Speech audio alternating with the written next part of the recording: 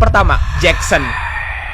Ada player bernama Harry yang sedang bermain di server Minecraft-nya. Awalnya, ia berniat membuat server multiplayer karena ingin bermain dengan saudara jauhnya. Tapi saudaranya bilang bahwa dia baru bisa join ke servernya setelah 1 jam, karena saudaranya harus mengikuti Zoom terlebih dahulu. Awalnya Harry bermain biasa, membuat secret base agar lootingnya tidak diambil saudaranya, mencari kayu, membuat kandang hewan, dan lain-lain. Kemudian, ia berjelajah lagi di jungle biome, melihat pemandangan-pemandangan sekitar. Tapi tiba-tiba, ia dikagetkan dengan kehadiran player yang tidak bernama. Dan kemudian muncul chat dari seseorang bernama Jason yang berkata, "Terima kasih telah mengundangku ke servermu." Harry jelas bingung dong, karena setahu dia hanya saudaranya saja yang tahu IP address-nya. "Wow, rumahmu bagus." "Ah, rumahmu gini doang, membosankan. Ayammu banyak juga ya. Gak sabar deh, nunggu kamu pulang ke rumah." Harry langsung bergegas ke rumahnya sekencang yang ia bisa. Saat ia tiba di rumahnya, ternyata tidak ada apa-apa. Bahkan tidak ada player juga yang bernama Jackson. Kemudian Harry masuk ke dalam secret base-nya, mengecek takutnya ada seseorang di dalamnya. Tapi pas baru menyalakan redstone, tiba-tiba muncul chat dari Jackson. "Oh gitu, ternyata kamu punya secret base di dalamnya." Harry langsung panik dan mencari keberadaan Jackson di sekitar rumahnya, tapi tidak menemukan siapapun.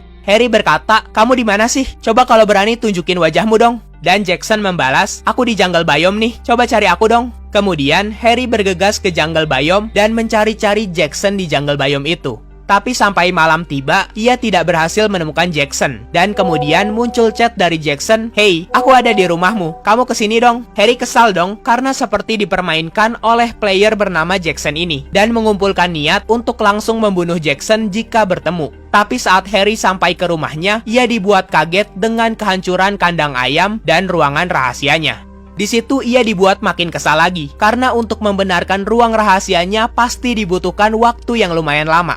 Harry mencari-cari keberadaan Jackson, tapi tidak kunjung ketemu. Ia berniat mengumpet di balik pohon agar bisa mengintai pergerakan Jackson jika semisal Jackson menampakkan diri. Tapi tiba-tiba grass block di kakinya hilang dan muncul TNT yang hampir meledak di badannya.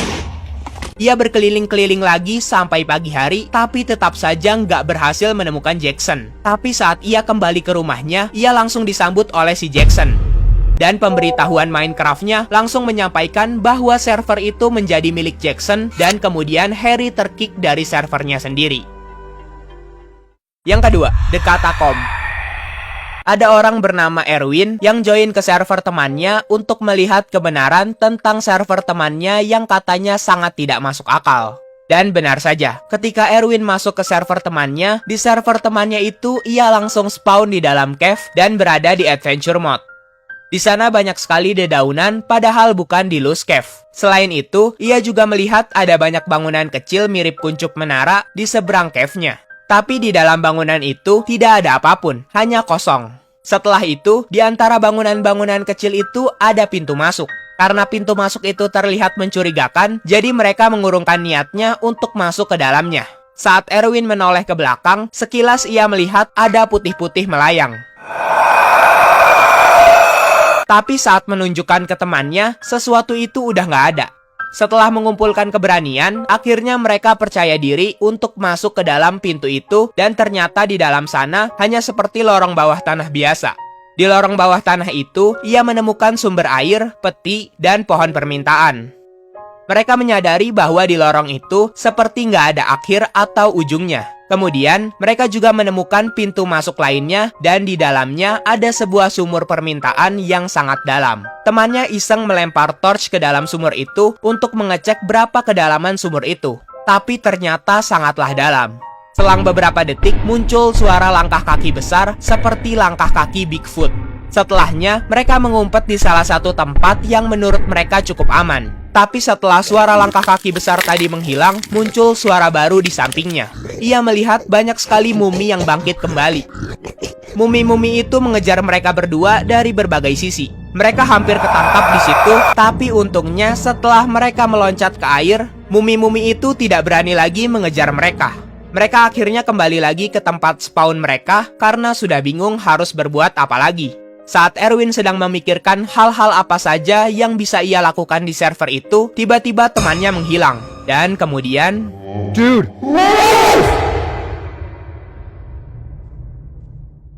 Yang ketiga, Smiling Creeper. Ada seorang player yang baru saja selesai mabar dengan dua orang temannya selama semalaman penuh. Dua temannya izin pamit duluan karena ngantuk dan ingin sarapan. Setelah dua temannya keluar, tiba-tiba saja pintu rumahnya terbuka dengan sendirinya. Di situ, ia tinggal di roof forest biome dan mulai mengambil mushroom untuk persediaan makan. Ia mengumpulkan jamur putih maupun jamur merah. Saat baru selesai mengambil mushroom, sekilas ia seperti melihat adanya creeper di kejauhan. Tapi creeper itu mulutnya seperti senyum ke arahnya. Ia mendekati creeper itu, tapi anehnya ia langsung kehilangan jejaknya padahal baru 3 detik yang lalu. Kemudian, ia berjalan santai lagi di Minecraft, tapi lagi-lagi ia melihat Smiling Creeper di kejauhan. Dan yang anehnya, Creeper itu juga berjalan mundur. Padahal harusnya Creeper hanya bisa berjalan maju saja. Di situ ia merinding ketakutan dan langsung mematikan servernya. Setelah mematikan servernya, ia membuat tidak ada plugin ataupun texture pack tambahan di Minecraft-nya. Ia berharap setelah melakukan itu, di servernya tidak ada mob aneh yang tadi. Ia kembali lagi ke servernya dan berkeliling mencari creeper tadi. Mengecek sekitar rumahnya, memastikan bahwa servernya sudah aman kembali. Setelah dicek, di sekitar rumahnya aman, jadi ia mengecek lebih jauh lagi. Dan yang ia temui sekarang lebih parah, karena di situ ia menemukan kepala creeper yang lebih creepy lagi. Saat ia memperhatikan kepala creeper itu, ia merasa pergerakannya seperti diikuti terus oleh mata creeper itu. Perlahan ia menjauh, tapi tiba-tiba muncul glitch-glitch aneh di komputernya. Dan muncul lagi Smiling Creeper yang tadi. Kemudian servernya down dengan sendirinya. Setelah menyalakan kembali servernya, ia mencoba masuk, tapi nggak bisa masuk sama sekali. Bahkan teman-temannya juga tidak bisa masuk. Setelahnya, player ini tidak lagi diajak mabar oleh kedua temannya karena dianggap sebagai pembawa sial. Kalau kalian suka, jangan lupa like-nya ya.